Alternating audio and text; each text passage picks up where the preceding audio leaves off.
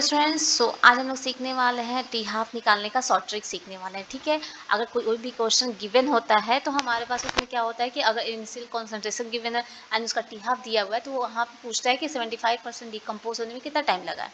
ठीक है, चाहे कोई सा भी ऑर्डर का रिएक्शन हो, तो उस कंडीशन में हम लोग फॉर्मूला याद करके फिर फॉर्मूला पे वैल्यू पुट करके फिर कैलकुलेशन है, वो काफ़ी लेंदी हो जाता है। तो यहाँ पे शॉर्ट ट्रिक हो, इससे काफ़ी आसानी से निकल जाएगा। ठीक है, अगर आपका इनिशियल कॉन्सेंट्रेशन गिवन है, अगर टी हाफ तो उस कंडीशन में अगर हमारा 75% डिकम्पोजिशन पूछ रहा है, तो अगर जीरो ऑर्डर रिएक्शन है तो देखो क्या होगा, ए नॉट से ए नॉट बाई 2 जाने में अगर हमारा एक्स मिनट लग रहा है तो ए नॉट बाई 2 से ए नॉट बाई 4 जाने में हमारा उसका हाफ लगेगा एक्स बाई 2। फिर ए नॉट बाई 4 से ए नॉट बाई 8 जाने में उसका हाफ लगेगा ए नॉट एक्स बाई 4 लगेगा। ओके, तो जीरो ऑर्डर में क्या होता है कि जो टी हाफ है वो हाफ होते चला जाता है।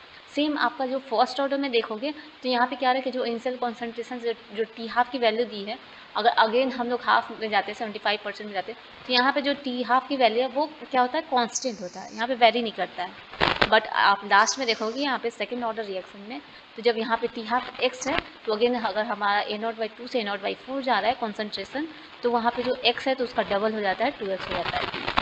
ठीक है, टाइम ड्यूरेशन यहाँ पे सेकंड ऑर्डर में डबल हो रहा है, फर्स्ट ऑर्डर में कांस्टेंट रह रहा है एंड जीरो ऑर्डर में हाफ हो जा रहा है। ओके, तो आई होप कि आपको ये शॉर्ट ट्रिक समझ में आ गया होगा। अगर आपको ऐसे ही शॉर्ट ट्रिक जानने हैं तो please like share subscribe my channel. Thank you.